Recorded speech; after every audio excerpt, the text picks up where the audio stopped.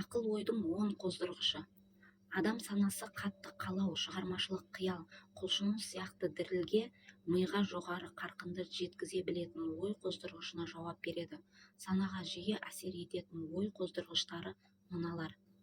Бірінші, жыныстық қатынасты қалау. Екінші, махаббат.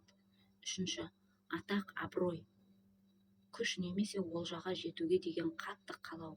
Төртінші, әуен. Бесінші, бір жыныстық немесе қарама-қарсы жыныс иесімен достық қарым-қатынаста болу. Алтыншы, тығыз қарым-қатынас өзара ішкі сезім мен өткінші сезім негізінде қосылған екі не одан да көп адамның келісіміне негізделген. Жетінші, өзара қиналу, мысалы қуғынға ұшыраған адамның жан қиналысы. Сегізінші, өзін-өзі иландыру. Тоғызыншы, қорқыныш.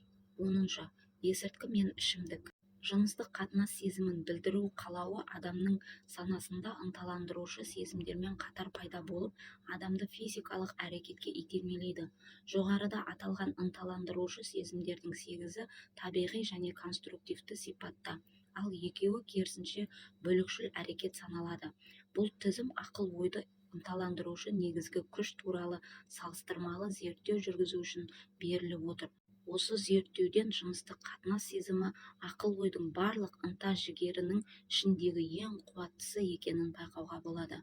Кейбір ақылгөйлердің пікірінше данышпан адам деп шашы ұзын, ерекше тағамдарды тұтынатын, жалғыз тұратын, әрі мазаққа жиі ілігетін жанды айтуға болады.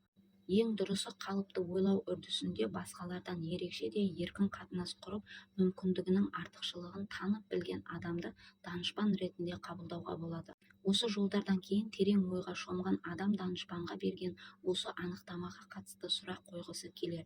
Мұндай кезде бірінші туындайтын сұрақ қалыпты ойлау арқылы жүзеге аспайтын білім көздеріне қалайша қол жеткізуге болады.